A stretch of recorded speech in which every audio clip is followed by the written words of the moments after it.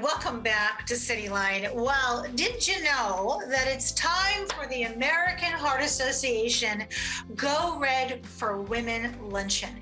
I learned about this luncheon, my gosh, I'm going to date myself, probably about 10, 15 years ago. And sadly, it was after my dear sister died of a stroke at the age of 43. So the American Heart Association is very near and dear to my heart. So please join me in welcoming Claire Verity. Claire, you are the 2022 Go Red for Women Chair. And if that wasn't enough to keep you busy, you are also the president of Regents Blue Shield in Washington. Welcome to Cityline, Claire. Thank you so much. It's so great to be here, Amanda. Oh, it's great to have you here, especially with those red frames you have on. When we're off the air, I'll send you my address so you can mail them to me, okay? Okay, deal. And with you, you brought this beautiful woman, Cherish Hart. You are the Vice President of Health Strategies for the American Heart Association of Washington, and you know more songs that are named after you than I thought I would ever know. Welcome to Cityline, Cherish. Thanks, Amanda, and thanks for sharing this story about your sister. I'm sorry to hear that, and know you're not alone in that. No, I am not. You know, when I was watching the State of the Union, and when our president said that heart disease is still the #1 killer of our people, I thought, way to go that you have that stat right. Isn't it shocking? So Claire, the American Heart Association has just wrapped up another successful American Heart Month, but the Go Red for Women movement is a year-round effort. It doesn't stop. It doesn't sleep, just like heart disease. Can you tell us a little bit about the mission of the Go Red for Women? Absolutely. So the Go Red for Women is the American Heart Association's signature women's initiative to end heart disease and stroke in women. As you just mentioned, heart disease and stroke are the #1 killer of women. Many people don't understand that, but it is our #1 foe right now from a health perspective. The Go Red for Women campaign and movement really believes that one woman is too many, and we need to stand up to these killers. And Go Red for Women is working really fascinating in all communities around the world to help women understand that cardiovascular disease is their greatest health threat, and to encourage action and lower individual risk. And we have a really powerful group of women here in the Puget Sound that are all circled around awareness campaigns for preventing heart disease and stroke. Absolutely. And this month being March, is the Puget Sound Go Red for Women's Luncheon. Can you share a little bit about the event this year? Because every year is something new in the pandemic. Well, finally, we're going to be back together in person. It'll be actually this coming Monday, March 14th at the Westin in Seattle. And the day kicks off at 10:30 with a Community Impact Expo.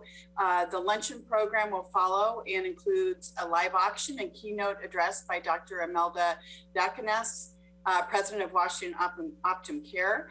She's a fabulous physician and individual, and I'm super excited to hear her speak to us. And then the day is also filled with a lot of inspiration, information, community among women and men. But the Seattle Go Red for Luncheon you can find out some more information at seattlegoredluncheon.heart.org. And this is our one event that we really want to see folks show up to. And it's a really important, impactful one from a community perspective. So I'm hoping to see many on Monday, March 14th at the Westin Seattle. I love that. And the luncheon, Claire, is a fundraiser, obviously, for the American Heart Association, as you said. Can you help us understand where the money that's raised goes broadly? Because I know that all of us are thinking about that right now with the world and all the needs that we have. So when we give our dollar, how does it help? Great question. So the Go Red for Women luncheon supports, obviously, the mission that we've just been speaking about, but it really helps all women in every stage of life. So we're taking steps to fund research, to better understand heart disease and stroke in women. As a side note, I spent some time with a few physicians talking about the grants that supported their work on maternal heart health, as an example.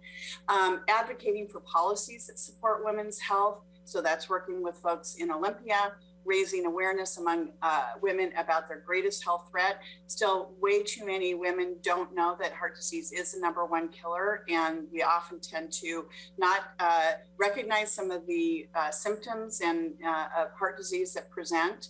And then supporting the community programs that improve overall health and well-being. So each 4 of those tranches are really impactful areas locally and globally. I love that. So Cherish, you work for, obviously, the American Heart Association. You're responsible for some of that community work that Claire so eloquently mentioned. Can you share the focus here in the Puget Sound? Yeah, our mission is to be a relentless force for longer, healthier lives. So there's a lot of different ways to tackle that. And as an organization, we have several impact areas where we know we can have the most influence. But here in the Puget Sound, what we did is we looked at some of the local data, and then we had community conversations just to find out where we should put our focus.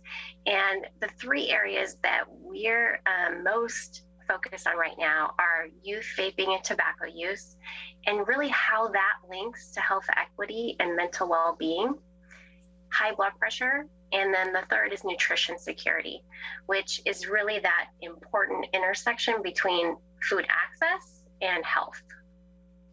So how does this work get done? And by the way, boy, those are 3 things that are just so crystal clear, and also just connect all the dots for everybody. So who does the work?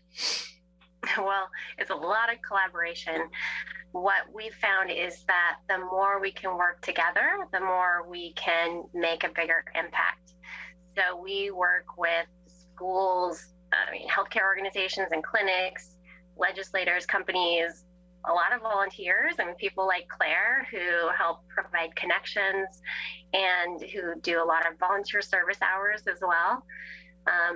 And then through all of those partnerships, what we're really trying to do is to find ways to create sustainable change so that we're changing policies or systems or environments rather than kind of in and out programming. And the 3 things that you focused on, those are what we call heavy lifts in the fundraising world. Can you give us a couple examples, Cherish, of programs that are underway here or wrapping up here in Pierce County? Yeah, I can. It's hard to focus on just a few, but I think if I think about each of the priority areas, a few jump out to me. One is we just finished a dialogue with the Auburn Tobacco Coalition focused on youth vaping. And what we were able to do through that event was to explain the health impacts of vaping, because many people, don't think it's dangerous. And at the same time, we had some youth part of that dialogue who shared themselves why they started vaping and what they found most helpful. And we're using that as a kind of a launching point with our collaborating partners to find out how to engage youth and others in the solutions moving forward, so that we can prevent vaping, but also help kids quit who started. So that's one area in the youth vaping. And then for high blood pressure, we've done a lot of great work with clinics in Pierce County community healthcare clinics, some of the CMAR clinics. We're working with them on setting up home blood pressure monitoring programs so that patients can check their blood pressure at home, not just in the clinics, because we know that, that's where people are spending most of their time, especially during the pandemic the last few years. And then, one of the things I'm most excited about is the nutrition security work. And this last year, we were able to support Tacoma Farmers Market in bringing their Fresh Express mobile markets out to low-income community locations. So that right there, at Salishan or some of the Tacoma Housing Authority sites, people could shop for fresh fruits and vegetables with their SNAP dollars. And then we also were able to provide some produce vouchers to help residents that needed assistance with healthy food. They can, get right there and shop in the farmers market locally. What you have just described to me has caused my brain to kind of do that whole 180 and then a 360 again and spread out. Because for as long as I've known the American Heart Association, they are diligent, they are passionate, they are intelligent.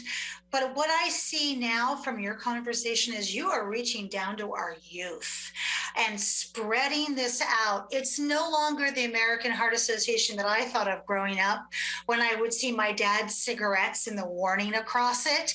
It is sustainability, active lifestyle, heart health, mind health, spirit health, and that's sustainability and equity right there. So, wow, I am totally impressed. Claire, as you listen to all this great work that's being done, people may be sitting here going, yeah, but they're a big organization. They don't need my help. They are multi-million dollar. What can I really do to support them? How would you answer that? It is sometimes kind of daunting to think about the depth and breadth of our impact at American Heart Association, but getting involved, even on an individual basis, volunteering, as Cherish mentioned, being a part. We have a Women's Health Council. We have just the Go Red, being a part of the Go Red movement. It really doesn't take a lot of time and energy, but certainly fundraising helps support some of those initiatives that we've just talked about. So I think the more and more we can at least get one more person involved. I got to tell you, so many stories come out every single day about an individual, a woman who, gosh, I had no idea I had high blood pressure. Thank you for bringing this to my attention so that I got the care I needed. So it's those stories that are fortunate and unfortunate at the same time that really keep us moving forward and motivated to continue to support the cause of the American Heart Association. Yeah, so well said, because it's called the silent killer for a reason. Right. And I know we as women, we run very fast, and a little pain in our chest, little crick in our neck, a little bit of tension in our jaw. Well, that's just something that we just go, yeah, but we keep going. And it's those signs that the American Heart Association has made us aware of. And so we thank you for saving our life. Cherish, we've been showing the website below your face this whole time. Is that the best way to contact a local chapter here for people who want to get involved locally and make a difference? Yeah, that's a great way to find out more about us. And there's a link on there to volunteer.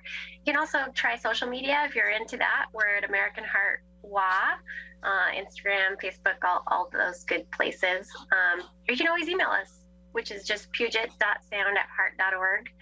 We're tackling big problems, so we need lots of people to help with the solutions. So every little bit helps. And just to recap, Monday, March 14th at 10:30 in the morning, the Go Red Women's Luncheon in Seattle. Thank you both so much for taking such good care of us and loving us from your heart. We have much more to come on Cityline. Don't go away. We'll be right back after this quick break.